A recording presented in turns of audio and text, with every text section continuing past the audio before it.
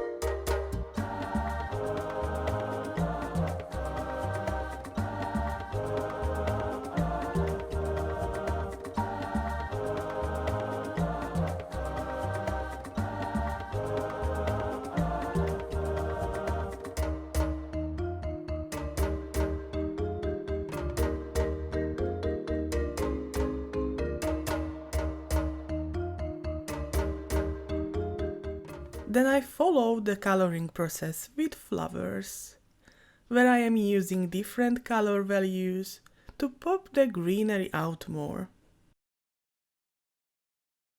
For the petals of the daisy, I am using a light warm grey color to add a bit of shadow.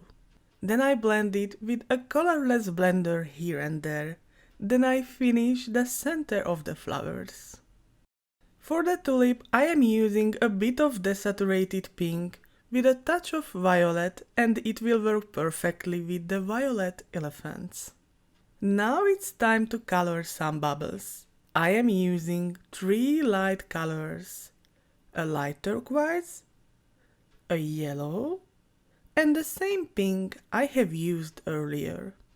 I am fading the shades over each to get this lovely rainbow hue. Where it needs, I am adding a few flicks with the same colors, and I am blending the center of it with colorless blender.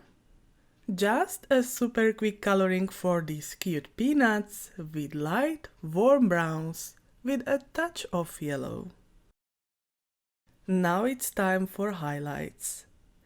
I am always using a white pen for highlighting and sometimes a white pencil as well.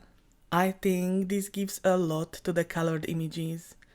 They will get a lovely shiny effect and they pop out more, and the pencil gives a bit softer contrast to it. Here is the difference with and without highlights.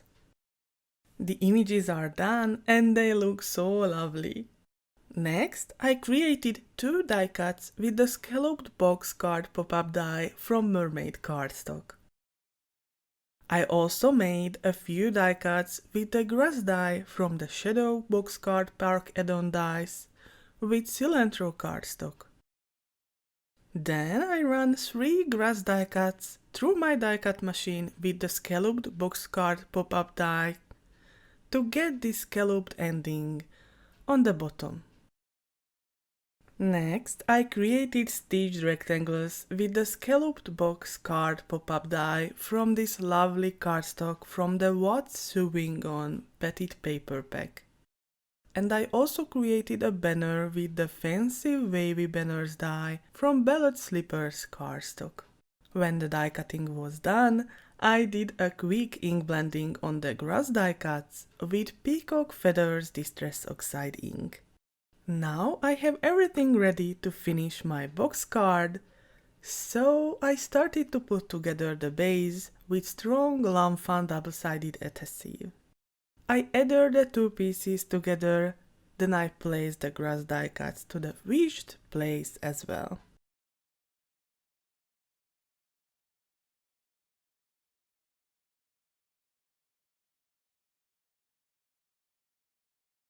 Next, I remove the parchment paper from the adhesives. Then I am precisely closing the card base. I use my bone folder as well for better result. Next, I dress the box with the grass edges. I just adhered them with liquid adhesive to their right place. I repeated the same process with the stitched rectangle die cuts.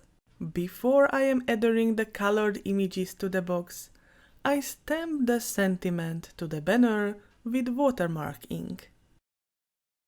After this, I heat emboss it with white embossing powder. I fold it with my bone folder and adhere it to the front of my card. And last but not the least, the colored images found their place as well. For the standing elephants, I created one more die cut, adhering them together with liquid adhesive and placing it to the grass like a clip. It will hold better and won't bend the cardstock when it will dry. Here is the final look of the finished pop-up box card. Let us know what you think about it. Thanks for watching. Bye!